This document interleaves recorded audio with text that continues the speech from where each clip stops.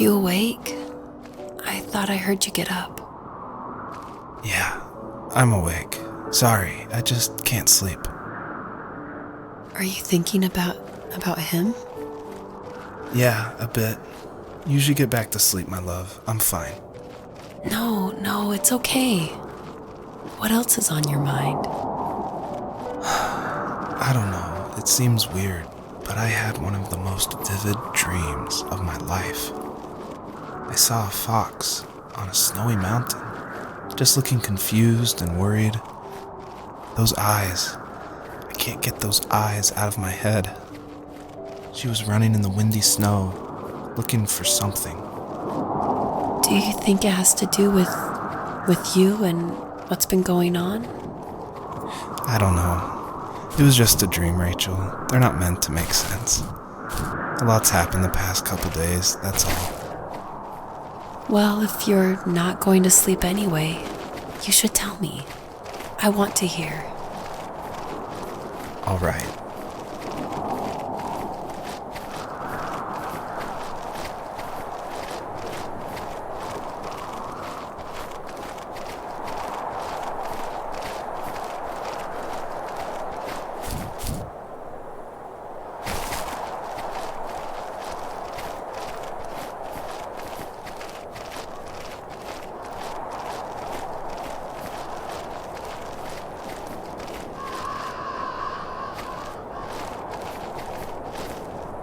So, not far from her home, she followed that path to something unexpected.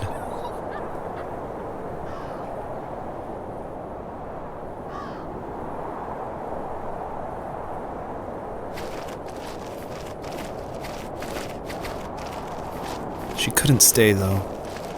She had to find her other 2 children. So she took that path. She followed it towards something ancient. Something with answers.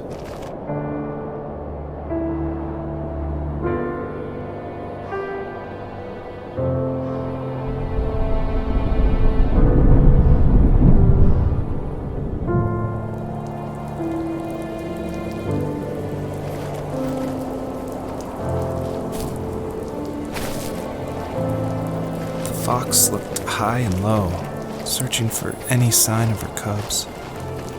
Points of light showed the way to this ancient tree. It was as if each one had a story to tell, all their own. The land was trying to tell my story, too. I felt like I was right behind her the whole time.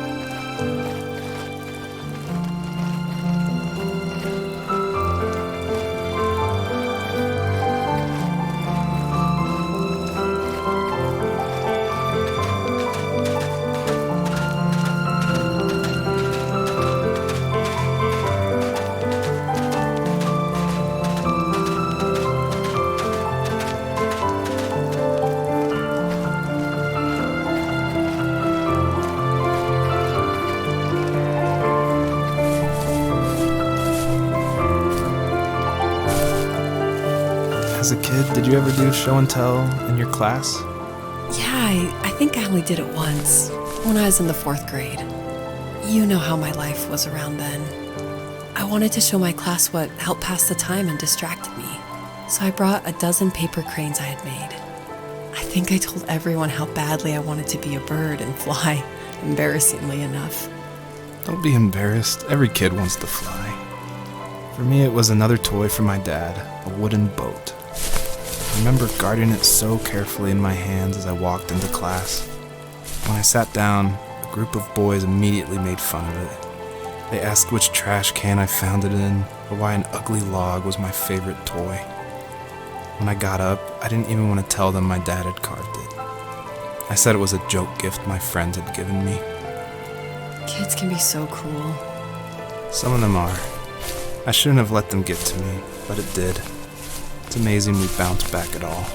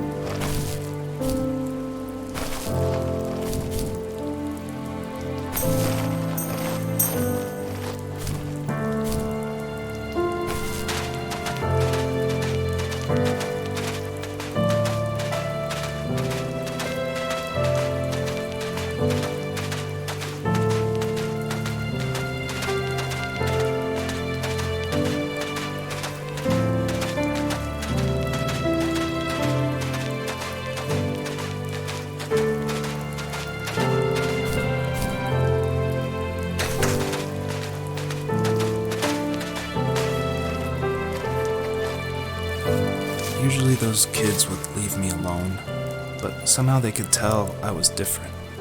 They made fun of how far away I lived. They called my dad a sourdough. I was a blabbermouth as a kid, telling my dad stories I made up for hours. But after that show and tell, I didn't tell him much anymore. He didn't know exactly what was wrong, but his best guess was that the toys he carved weren't cool enough. He carved me a tank and tried to tell me what it was like to be in a real tank as a serviceman. I didn't know your dad was in the military. Yeah, in the army. The sad thing is that I'd pretty much forgotten until just now. There's so much I still don't know about him. I'm sorry. He knows how much you love him. You're going to see him again soon and have some closure, I'm sure.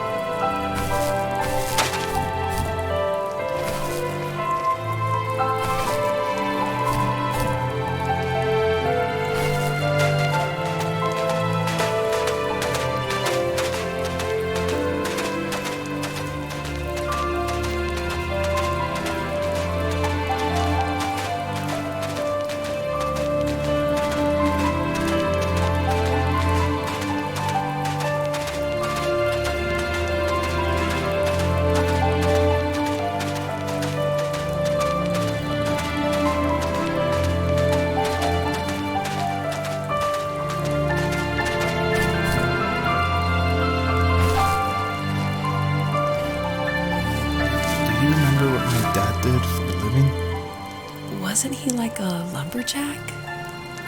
That's one way of putting it. If wood was a canvas, then a carving knife was his paintbrush. Even after working a 50-hour week, even after his hands were more splinters than skin, he would bring home the nicest piece of Alaskan weeping cedar and make me toys. That wooden train was the first toy I can remember, and I loved it. I just knew from a young age I was going to be a lumberjack, like my father.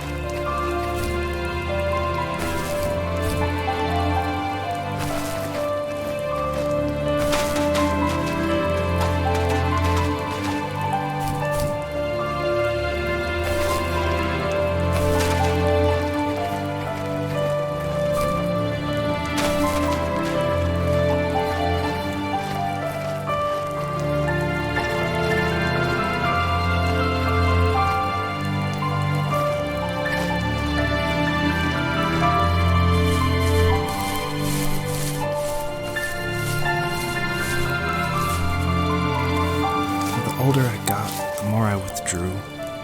I asked myself, why talk to anybody anyway? Why bother when I'm happy by myself?